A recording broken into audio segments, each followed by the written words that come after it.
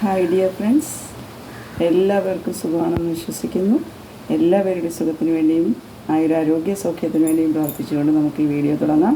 അപ്പോൾ ഇന്നത്തെ വീഡിയോ എന്ന് പറയുന്നത് നമ്മുടെ ഒരു യൂട്യൂബ് ഫാമിലി മെമ്പർ ശ്രീന ലൈവിൽ ചോദിച്ചിരുന്നു, എങ്ങനെയാണ് ഞാൻ എൻ്റെ ഹെയർ കെയർ ചെയ്യുന്നത് എന്ന് പറയാമോ, അതിനെക്കുറിച്ചുള്ള കുറച്ച് ടിപ്സ് പറയാമോ എന്ന് ചോദിച്ചൊരു ഒരു കമൻറ്റ് വന്നിരുന്നു.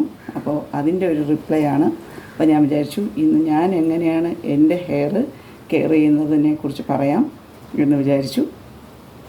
പതിവിൽ നിന്ന് വ്യത്യസ്തമായൊരു വീഡിയോ ആണ്. എന്നാലും എല്ലാ ഹൗസ് വൈഫ്സിനും ചിലപ്പോൾ ഞാൻ പറയുന്ന ഒന്നോ രണ്ടോ കാര്യങ്ങൾ അവരുടെ ഹെയറിനെ കെയർ ചെയ്യാൻ ഉപകരിക്കുന്നുവെങ്കിൽ അത് വളരെ സന്തോഷമുള്ള കാര്യമാണ്. അപ്പോൾ തുടക്കത്തിൽ തന്നെ പറയാം, ഇത് എൻ്റെ ഹെയർ ഞാൻ എങ്ങനെ കെയർ ചെയ്യുന്നു എന്നുള്ളതാണ്. പലർക്കും നമ്മൾ ഉപയോഗിക്കുന്ന പല സാധനങ്ങളും അത് ഇനി ആയുർവേദമായിക്കോട്ടെ, ഏതെങ്കിലും തരത്തിലുള്ള കെമിക്കൽസ് ഉപയോഗിച്ചുള്ള കാര്യങ്ങളായിക്കോട്ടെ, അത് എല്ലാവരുടെ ബോഡിക്കും ഒരേപോലെ ചേർന്ന് കൊള്ളണമെന്നില്ല.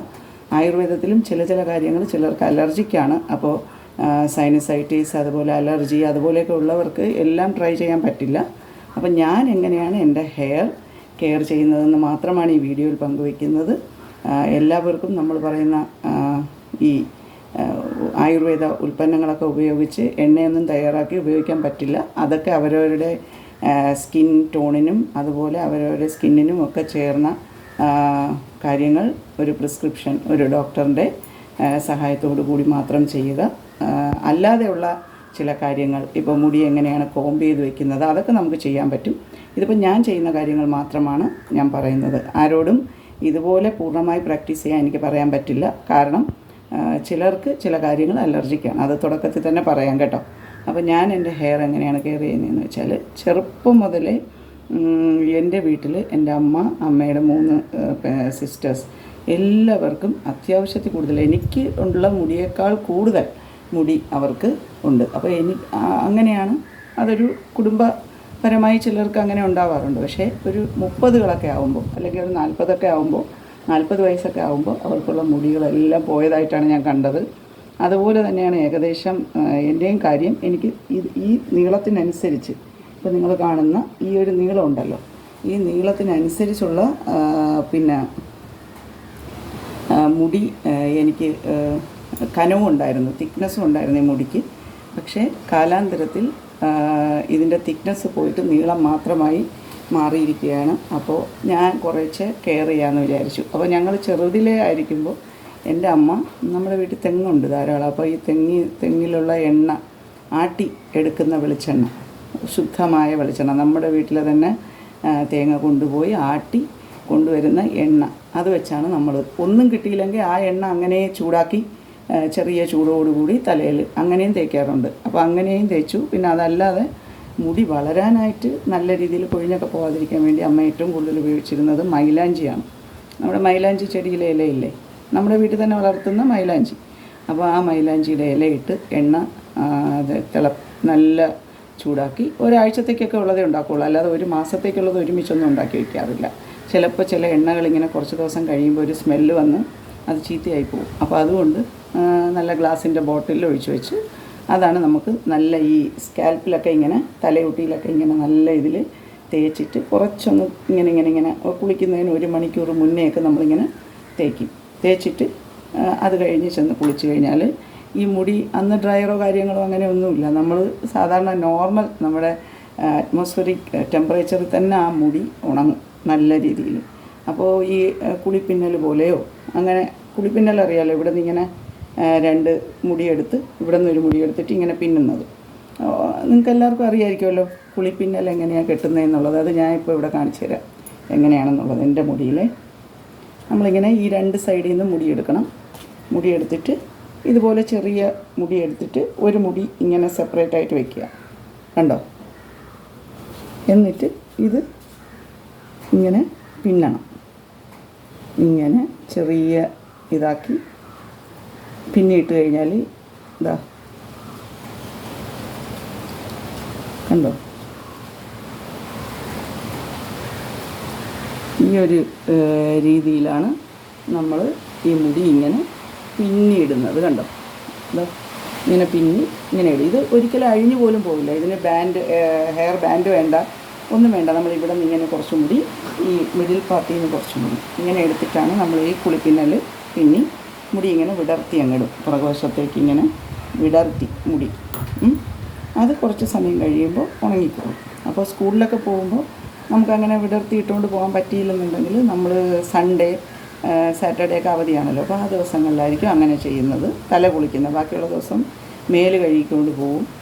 പിന്നെ മോർണിംഗ് കുളിക്കണമെന്നുള്ള യൂണിഫോം ആയതുകൊണ്ട് തന്നെ ഞാനൊക്കെ പഠിച്ച സ്കൂളിൽ മുടി വിടർത്തിയിട്ടുകൊണ്ട് പോകാനുള്ള പെർമിഷൻ നമുക്കില്ല കേട്ടോ. അപ്പോൾ അങ്ങനെയാണ് നമ്മൾ ചെയ്തുകൊണ്ടിരുന്നത്. പിന്നെ അവധി ദിവസങ്ങളിലൊക്കെ ആണെങ്കിൽ എല്ലാ ദിവസവും കുളിക്കാറുണ്ടായിരുന്നു. അപ്പോൾ ഈ തലയുടെ ഈ ഭാഗം ഉണ്ടല്ലോ, ഈ ഉച്ചി എന്ന് പറയുന്ന ഈ ഭാഗത്ത് ഇങ്ങനെ വെള്ളം നമ്മൾ ഒത്തിരി ഇങ്ങനെ ഫോഴ്സിൽ നമ്മൾ ഒഴിക്കരുത് എന്ന് പറയും. എൻ്റെ അമ്മയൊക്കെ പറയുന്നതാണ്. ഇതൊരു സയൻറ്റിഫിക് ബേസ് ഉള്ളതാണോ എന്നൊന്നും എനിക്കറിയില്ല. കാരണം ഈ ഒരു പാർട്ടിൽ മുടി വെള്ളം പതുക്കെ ഒഴിക്കാവൂ എന്ന് പറയും. കാരണം ഇവിടെ ഇങ്ങനെ ഉച്ചിയിൽ നമുക്കൊരു ഇതുണ്ടല്ലോ, അപ്പോൾ അതുകൊണ്ടാണ് അങ്ങനെ. അതുപോലെ പിന്നെ സോപ്പിട്ട്, ഈ സോപ്പുണ്ടല്ലോ, നമ്മൾ കുളിക്കുന്ന സോപ്പ് ഒരിക്കലും നമ്മൾ മുടിയിൽ ഉപയോഗിക്കാറില്ലായിരുന്നു. പിന്നെ കുറച്ച് ചിലപ്പോഴൊക്കെ ഈ കരിഞ്ജീരകം എന്ന് പറയുന്ന ആയുർവേദ ഷോപ്പിൽ കിട്ടും. കരിഞ്ജീരകവും മൈലാഞ്ചിയും പിന്നെ ഇട്ട് ചേർത്തുള്ള ഒരു എണ്ണ. അതിൽ ചിലപ്പോൾ ശകലം കുരുമുളക് പൊടി, ശകലം കുരുമുളക്, പച്ചക്കുരുമുളക്, ഉണക്കിയ കുരുമുളക്, പച്ചക്കുരുമുളകല്ല ഉണക്കിയ കുരുമുളക് ഇടും.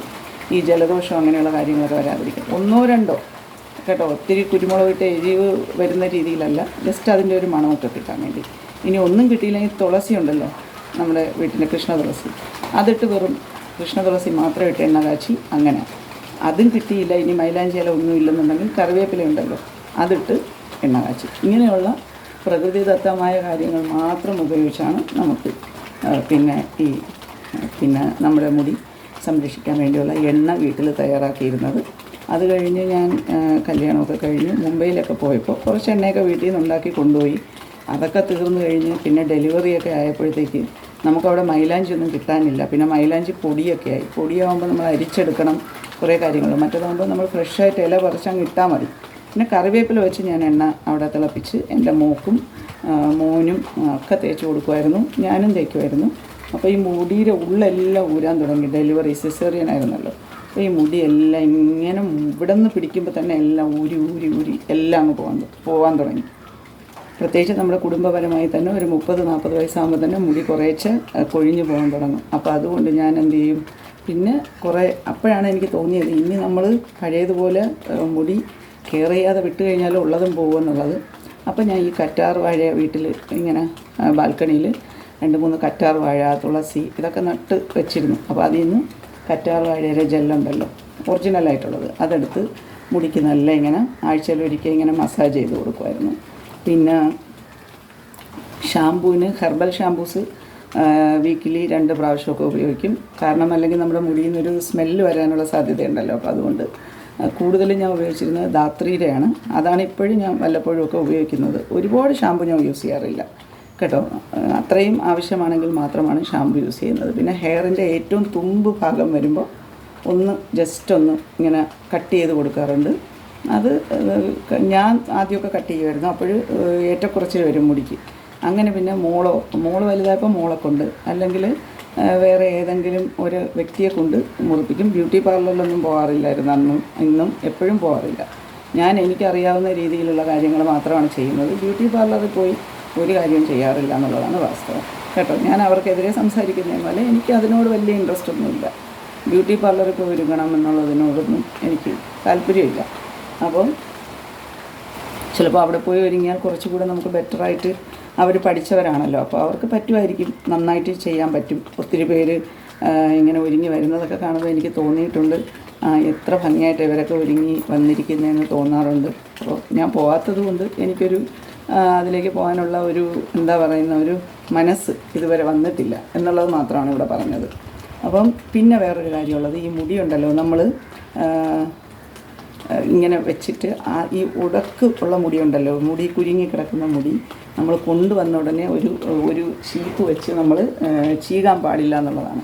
ഇങ്ങനെ അപ്പം തന്നെ ചീകാൻ പാടില്ല. അതിന് പകരം നമുക്ക് മുടി ഇങ്ങനെ എടുത്തിട്ട് മുടി ഇങ്ങനെ എടുത്തു കഴിഞ്ഞ് നമുക്ക് കൈ കൊണ്ട് തന്നെ നമുക്കിങ്ങനെ കുളിച്ചിട്ട് വന്ന് കൈ കൊണ്ട് തന്നെ നമ്മളിങ്ങനെ മുടി ഓരോ മുടികളായിട്ട് സെപ്പറേറ്റ് ചെയ്ത് ആദ്യം എടുക്കണം. അല്ലാതെ ആദ്യമേ ചീപ്പ് വെച്ച് ഇങ്ങനെ, അതും മുടി നല്ല ഉണങ്ങിക്കഴിഞ്ഞതിന് ശേഷം കേട്ടോ, ഇങ്ങനെ ഓരോ മുടികളായിട്ട് അടർത്തിയെടുക്കുക. അപ്പോൾ തന്നെ കുറേ അത് കൈ കൊണ്ട് തന്നെ ചെയ്യണം കേട്ടോ. കൈ കൊണ്ട് ചെയ്യുമ്പോൾ എല്ലാ മുടികളും സെപ്പറേറ്റഡ് ആയിട്ട് നല്ല രീതിയിൽ വരും. അതിന് ശേഷമാണ് നമ്മൾ ചീപ്പ് ഉപയോഗിച്ച് മുടി ഞാൻ ചീകുന്നത്. അപ്പോൾ നമുക്ക് കൺസിഡറബിളി കുറച്ച് എമൗണ്ട് ഓഫ് മുടി മാത്രമേ പിന്നെ പോവുള്ളൂ. മറ്റത് ചീപ്പ് വെച്ച് ചെയ്യുമ്പോൾ അത് കുറച്ചുകൂടെ ഹാർഡാണ്. അപ്പോൾ അത് കൂടുതൽ മുടി നമ്മളത് കൊഴിഞ്ഞു പോകാനും പൊട്ടിപ്പോകാനും ഒക്കെ ഉള്ള സാധ്യത. ചീപ്പ് വെച്ച് ആദ്യമേ ഈ ഉടക്കുള്ള മുടി നമ്മൾ അതിന് മുമ്പ് തന്നെ കുരുക്ക് വീണ് കിടക്കുന്ന മുടികളൊക്കെ നമ്മൾ ചീപ്പ് വെച്ച് ആദ്യം ചെയ്യാൻ നോക്കിക്കഴിഞ്ഞാൽ അതങ്ങനെ വരും എന്ന് എനിക്ക് തോന്നിയിട്ടുണ്ട്. അപ്പം ഇതൊരു രീതി. പിന്നീട് ഇപ്പം ഞാൻ കറ്റാർ വാഴയുടെ ഇത് കൂടുതൽ ഞാൻ പറഞ്ഞല്ലോ. പിന്നെ ഇപ്പം ഞാൻ ഈ അടുത്തിടെയായി എൻ്റെ മുടിയെല്ലാം ഇങ്ങനെ പോകാൻ തുടങ്ങിയതിന് ശേഷം ഞാൻ സ്വന്തമായി ഇതുപോലെ ആട്ടിയ വെളിച്ചെണ്ണ വാങ്ങിക്കാൻ കിട്ടുമല്ലോ, ശുദ്ധമായ വെളിച്ചെണ്ണ. അത് കൊണ്ടുവന്നതിന് ശേഷം അതിനകത്ത് നെല്ലിക്ക, പിന്നെ അതുപോലെ കറിവേപ്പില, കരിഞ്ചീരകം, പിന്നെ മൈലാഞ്ചി ഇല ഇപ്പം നമ്മൾ നാട്ടിൽ വന്നതിന് ശേഷം നമുക്ക് കിട്ടാനുണ്ട്. അതൊക്കെ ഇട്ട് ഞാൻ തേക്കുന്നുണ്ട്. എൻ്റെ മോക്കും ഞാൻ അതുപോലെ തന്നെയാണ് കുളിക്കുന്നതിന് മുന്നേ ഈ എണ്ണ ഇങ്ങനെ സ്കാൽപ്പിൽ തേച്ച് പിടിപ്പിച്ച് കുറച്ചൊന്നിങ്ങനെ മസാജ് ചെയ്ത് കൊടുക്കും കേട്ടോ. നമ്മളെ കൈ കൊണ്ട് തന്നെ നമ്മൾ ചെയ്താൽ മതി. നമ്മളെ കൊണ്ടറിയാവുന്ന രീതിയിൽ ചെയ്ത് 1 മണിക്കൂറൊക്കെ കഴിയുമ്പോൾ കുളിക്കും. എന്നിട്ട് പിന്നെ ഞാൻ അതിന് പിന്നെ ഷാമ്പു ഇട്ട് കളയാറൊന്നുമില്ല. ആ എണ്ണമയം അങ്ങനെ തന്നെ ഇരിക്കും. പിന്നെ അടുത്ത് എപ്പോഴാണോ നമ്മൾ ഷാമ്പു ഇടുന്നത് ആ സമയത്ത് ആ എണ്ണമയം എല്ലാം പോകും. ഷാമ്പു പോയി കഴിഞ്ഞാൽ പിന്നെ അന്നത്തെ ദിവസം നമ്മൾ എണ്ണ തേക്കുന്നില്ലല്ലോ. അപ്പം അങ്ങനെ ഫ്രീ ആയിട്ട് ഹെയറിനെ വിടുന്ന ഒരു ദിവസമുണ്ട്. പിന്നെ രാത്രി കിടക്കാൻ നേരം കമ്പൽസറി, ഞങ്ങൾ ചെറുതിലേ മുതലുള്ളൊരു ശീലമാണ്, ടൈറ്റായിട്ട് മുടി പിന്നാറില്ല കേട്ടോ. ഇത് ലൂസായിട്ട് പിന്നും. 3 പിന്നുന്ന അറിയാമല്ലോ. ഇങ്ങനെ ടൈറ്റായിട്ട് ഇവിടെയൊക്കെ നോട്ടിട്ട് കെട്ടിയൊന്നും വയ്ക്കില്ല. ഇതിങ്ങനെ ലൂസായിട്ട് പിന്നി ഏറ്റവും താഴെ ബാൻഡ് ഇടില്ല. പിന്നി ഇവിടെ വന്നിട്ട് അങ്ങ് വിടും, പിന്നെല്ലാം വിടും. ലൂസായിട്ട് പിന്നി ഹെയർ ബാൻഡ്സ് ഒന്നും ഉപയോഗിക്കാതെ പിന്നി അങ്ങ് വെച്ചിട്ട് എന്നിട്ടൊന്ന് ഇങ്ങനെ കെട്ടി ഇങ്ങനെ ഒന്ന് വെച്ചിട്ട് കിടക്കും. അങ്ങനെയാണ് ചെയ്യുന്നത്. മുടി ഇങ്ങനെ ലൂസായിട്ട് അഴിച്ച് പറത്തി ഇട്ട് കഴിഞ്ഞാൽ നമ്മൾ കിടന്ന് അങ്ങോട്ടും ഇങ്ങോട്ടുമൊക്കെ തിരിയുന്ന സമയത്ത് ഈ മുടി മുഴുവൻ കുരുക്ക് വീണ് ഉടക്ക് വീണ് മൊത്തം പൊട്ടി ചീത്തയായി പോകും. അപ്പോൾ അതുകൊണ്ട് നമ്മൾ അങ്ങനെ ഒന്ന് കെയർ ചെയ്യുന്നത് വളരെ നല്ല കാര്യമായി എനിക്ക് തോന്നിയിട്ടുണ്ട്. അതായത് നമ്മൾ കുളിച്ച് വന്ന ഉടനെ ചീപ്പ് വെച്ച് ചെയ്യാൻ പാടില്ല. കുറച്ചൊന്നുണങ്ങിയ മുടി കൈകൊണ്ട് ആദ്യം കുരുക്കുകളെല്ലാം തീർത്ത് മാറ്റിയതിന് ശേഷം, ഉടക്കുകളെല്ലാം മാറ്റിയതിന് ശേഷം നല്ല ഉണങ്ങിയ മുടിയാണെന്ന് ഉറപ്പ് വരുത്തിയതിന് ശേഷം ചീപ്പ് കൊണ്ട് ചെയ്യുക. പിന്നെ ഈ മൈലാഞ്ചി ഇല, അതുപോലെ തന്നെ തുളസി ഇല, നമുക്ക് കേൾക്കുമ്പോൾ എല്ലാം ആയുർവേദിക്കാണ്. പക്ഷേ അത് എല്ലാവരുടെ സ്കിന്നിനും എല്ലാവരുടെ ഹെയർ ടോണിനും അത് മാച്ചായി പോകുമെന്ന് നമുക്കൊരിക്കലും പറയാൻ പറ്റില്ല. ഓരോരുത്തരുടെ സ്കിന്നിൻ്റെ കാര്യങ്ങൾ വേറെ വേറെയാണ്. അപ്പോൾ ആർക്ക് എന്താണ് യോജിക്കുന്നതെന്ന് അത് ഒരു ഒരു കൺസൾട്ടൻറ്റിനെ അതിൻ്റെ സ്പെഷ്യലൈസേഷൻ ചെയ്ത ഒരു വ്യക്തിയെ കണ്ടതിന് ശേഷം മാത്രം ഉപയോഗിക്കുക. ചില കാര്യങ്ങൾ, ചില പച്ചിലകൾ എനിക്കും അലർജിയാണ്. അപ്പോൾ അതുകൊണ്ട് ഞാൻ സ്ഥിരമായി ഉപയോഗിക്കുന്നത് കൊണ്ട് എനിക്ക് കുഴപ്പമില്ല. അതുകൊണ്ട് തന്നെ നിങ്ങൾ ഈ കാര്യങ്ങളെല്ലാം ഉപയോഗിക്കൂ എന്ന് നിങ്ങളോട് എനിക്ക് പറയാൻ പറ്റില്ല. നിങ്ങൾ അത് ഒരു ടെസ്റ്റ് ചെയ്ത് ഒരു സ്പെഷ്യലിസ്റ്റിൻ്റെ ഹെയർ കൺസൾട്ടൻ്റൊക്കെ ഉണ്ടല്ലോ, അവരെയൊക്കെ കണ്ടതിന് ശേഷം മാത്രം ഇത്തരം കാര്യങ്ങൾ ഉപയോഗിക്കുക. അത് ആയുർവേദിക് ആണെങ്കിൽ പോലും ചില പച്ചിലകളൊക്കെ തൊട്ട് കഴിഞ്ഞാൽ പുറം മൊത്തം ചൊറിഞ്ഞ് നമുക്കിതൊക്കെ വരും. അപ്പോൾ അതുകൊണ്ട് അങ്ങനെ നമുക്ക് ചെയ്യാൻ പറ്റില്ല. ഞങ്ങൾ ചെറുപ്പം മുതലേ ഉപയോഗിച്ചുകൊണ്ട് നമുക്ക് പ്രോബ്ലം ഇല്ല. ഞാൻ ഇപ്പോഴും അത് കണ്ടിന്യൂ ചെയ്യുന്നു. ഇത് എൻ്റെ ഹെയർ കെയറിൻ്റെ ടിപ്സാണ് ഈ പറയുന്നത് കേട്ടോ. അത് നമ്മുടെ യൂട്യൂബ് ഫാമിലി മെമ്പർ ചോദിച്ചു. അപ്പോൾ നിങ്ങളുടെ മുന്നിൽ പിന്നെ ഒരു ചോദിച്ചത് കൊണ്ട് നമ്മളത് പറയണമല്ലോ. നമ്മൾ എന്താണോ ജെനുവിനായിട്ട് ചെയ്യുന്നത് ആ കാര്യങ്ങൾ നിങ്ങളുമായി ഷെയർ ചെയ്തു.